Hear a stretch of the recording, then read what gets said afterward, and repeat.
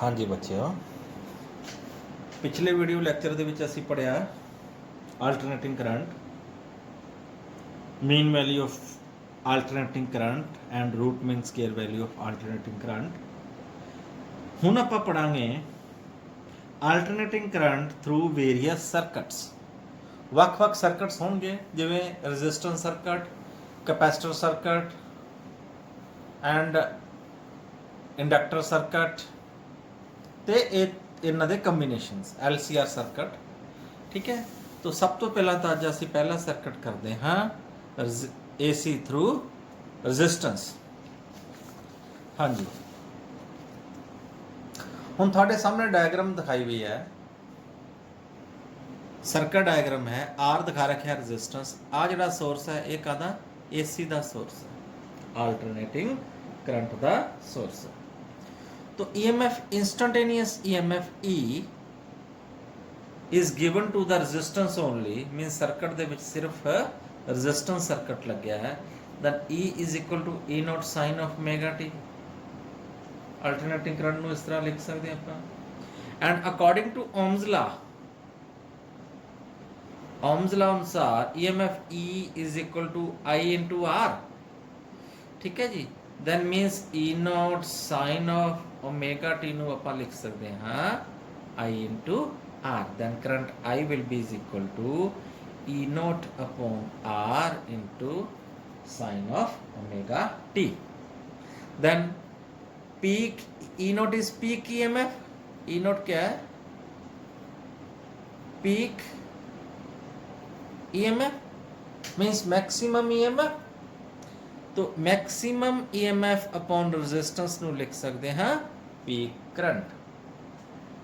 okay, then I is equal to I naught sin of omega t। देखो बच्चों, हर derivation का eco ही तरीका है, EMF तो शुरू करांगे तो करंट ते ले आके आवांगे। हुण दोनों डायग्राम्स नूं देखण च की पता लगदा कि इत्थे भी sin omega t, इत्थे भी sin omega t, मीनस आपां लिखांगे here EMF and current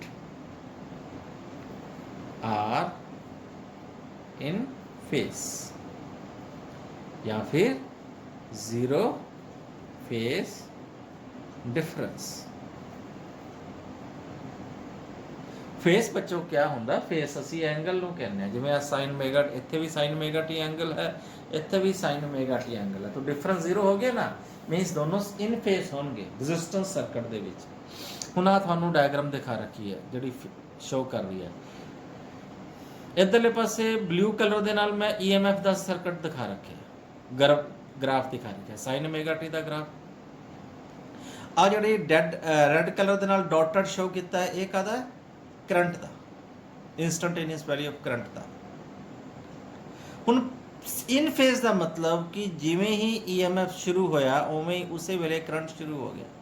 जदों EMF मैक्सिमम होया उसे टाइम करंट मैक्सिमम हो गया। जिवें EMF ड्रॉप करके जीरो आया, करंट भी जीरो आ गया। EMF नैगेटिव पीक होया, करंट भी नैगेटिव पीक होया, मतलब इन्हां च फेस डिफरेंस जीरो है, इक्को फेस दे विच ने। हाँ, मैगनीट्यूड का फर्क हो सकता है, EMF का मैगनीट्यूड ते करंट का मैगनीट्यूड वखरा वखरा हो सकता है, बट मैगनीट्यूड ते फेस दो वखरियां चीज़ां। फेस का मतलब एंगल डिफरेंस। ठीक है, इत्थे आपां एंगल भी लिख दिंदे जीरो, इत्थे π/2 लिख देने, इत्थे 2π, मतलब इन्हां दोनों के एंगल दे विच कोई डिफरेंस नहीं। ये दिखा रखी मैं फेजर डायग्राम।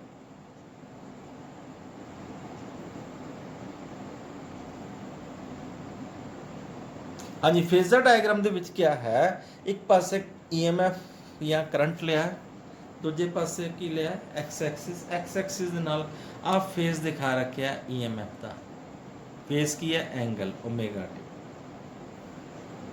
ठीक है जी, तो सेम ही एंगल है करंट का, मैगनीट्यूड वक्त, क्योंकि इत्थे मैगनीट्यूड EMF की ज़्यादा दिखाई सी, इत्थे भी EMF की पीक मैगनीट्यूड ज़्यादा दिखाती, उहदा जिहड़ा प्रोजैक्शन होएगा वो इंस्टंटेनियस वैल्यू ऑफ EMF हो जाएगा। +1 सिंपल हार्मोनिक मोशन वाले चैप्टर च पढ़े, दा projection SHM is equal to E naught sin omega t ना लिख सकते हैं। उसी तरह करंट का projection on y axis instantaneous current I, right. ਉਹਦਾ ਵੀ ਸੇਮ ਫੇਸ ਹੈ। तो फेसर डायग्राम रिप्रेजेंट्स कि दोनों का फेस डिफरेंस 0 है, बोथ आर इन फेस।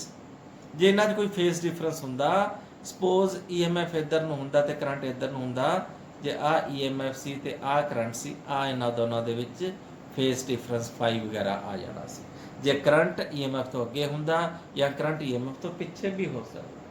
ਲੇਕਿਨ ਰੈਜ਼ਿਸਟੈਂਸ ਦੇ ਵਿੱਚ ਸਾਨੂੰ ਕੀ ਪਤਾ ਲੱਗਿਆ, both are in same phase. आ चीज़ याद रखनी है, both are in same face.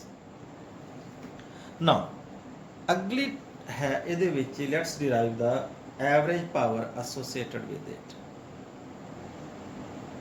अगला डेरिवेशन है इहदी एवरेज पावर डिसिपेटेड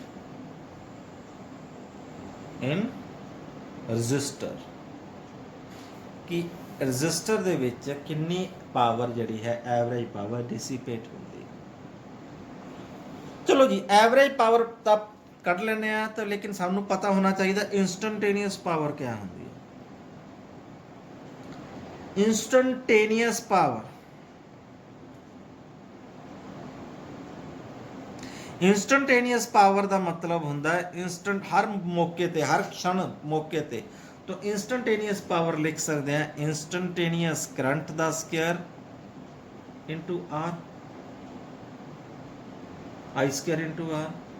पावर का फार्मूला तो यही है।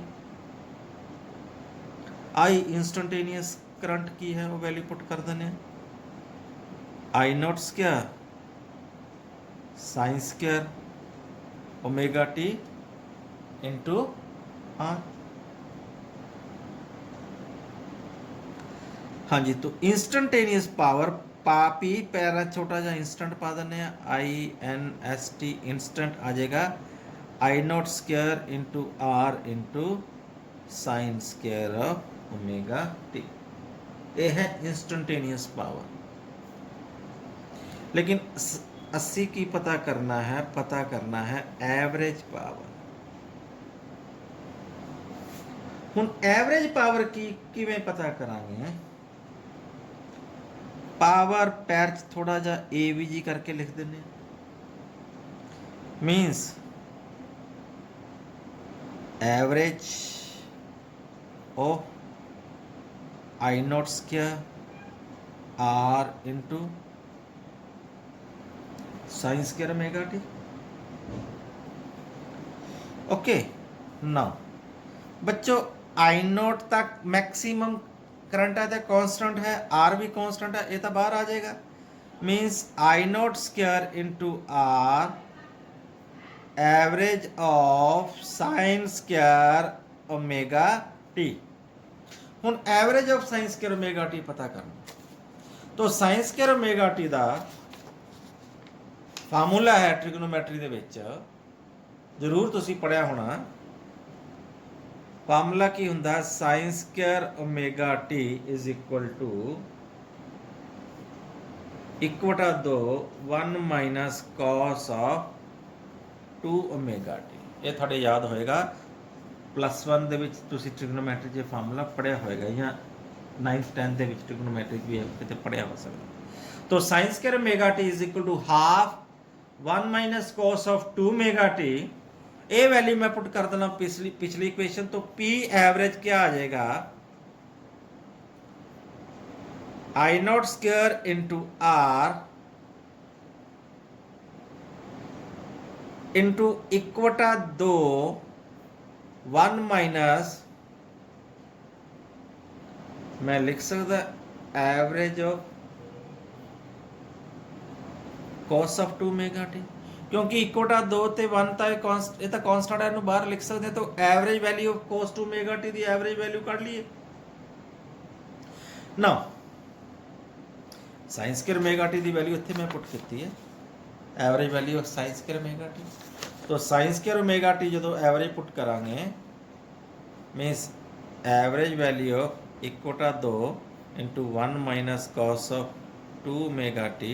1/2 ਤੇ 1 ਤਾਂ मैं एवरेज तो बाहर निकल जाएंगे, मीनस एवरेज वैल्यू यदि कली cos 2 ओमेगा टी की एवरेज वैल्यू कढ़ ली ना। ना हुण सारा आप इसनूं इक्वेशन नंबर दे दो, नैक्सट इक्वेशन नंबर होएगा 2।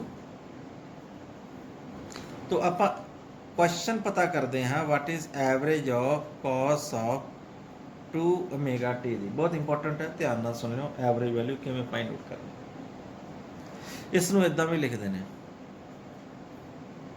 आ सिंबल अगे पीछे पा दो, ਇਹਦਾ मतलब की है एवरेज वैल्यू।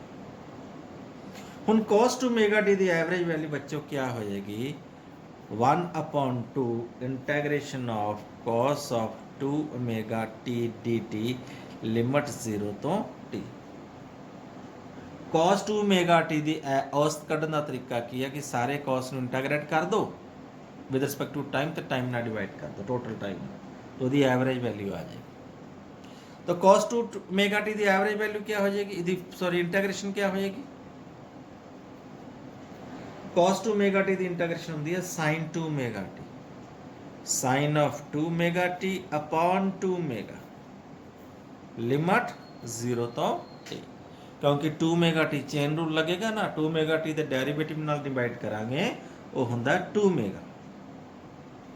तो 2 ओमेगा बाहर आ जाएगा, 1/2 omega into T sine of 2 omega T limit 0 तो कैपिटल टी।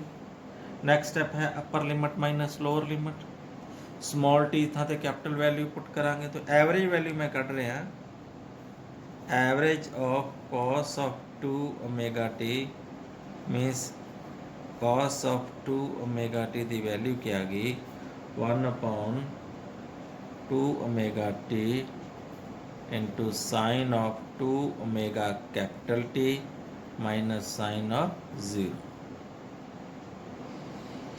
हाँ जी बच्चों, ओमेगा की वैल्यू होंगी है angular velocity 2 pi by T. आ वैल्यू भी इतने पुट की जा सकती है।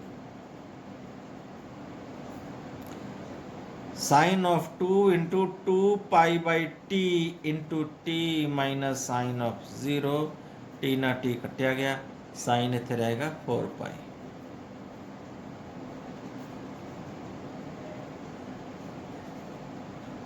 तो बच्चों साइन 0 0 होंदा, साइन 2 पाई भी 0 होंदा, साइन पाई भी 0 होंदा, साइन 2 पाई भी 0 होंदा, साइन 3 पाई भी 0 होंदा, तो साइन 4 पाई भी 0 होंदा। मीन्स 0 माइनस 0 0 आ गई। तो याद रख रहे हो average value of cos of 2 omega T दी एवरेज वैल्यू कितनी आ गई, 0 आ गई। तो 0 ही आनी सी। कॉस का ग्राफ ऐदा हुंदा, ये थानू मैं मीन वैल्यू ऑफ ए सी दे विच भी कराया सी। एवरेज वैल्यू जो एवरेज कढ़ लूँगे की आ जाएगा, 0 आ जाएगा कंप्लीट साइकिल। तो इसी तरह साइन ऑफ 2 ओमेगा टी दी भी तुसी इंटैग्रेशन कढ़ के देखियो सेम मैथड नाल। इत्थे साइन 2 ओमेगा टी लिखती हो, इत्थे साइन 2 ओमेगा टी लिखती हो। साइन 2 ओमेगा टी की इंटैग्रेशन होंदी है minus cos 2 omega T upon T upon 2 omega. एवं लिमिट ले लियो 0 तो टी, सॉल्व कर लियो 0 आ जाना, करके देखियो। तो साइन 2 ओमेगा टी की एवरेज वैल्यू तो कॉस 2 ओमेगा टी की एवरेज वैल्यू हमेशा ही 0 होंदी है। तो असी आ 0 वैल्यू इत्थे पुट करनी इक्वेशन नंबर 2 ते। ठीक है जी। तो पुटिंग इन इक्वेशन नंबर 2,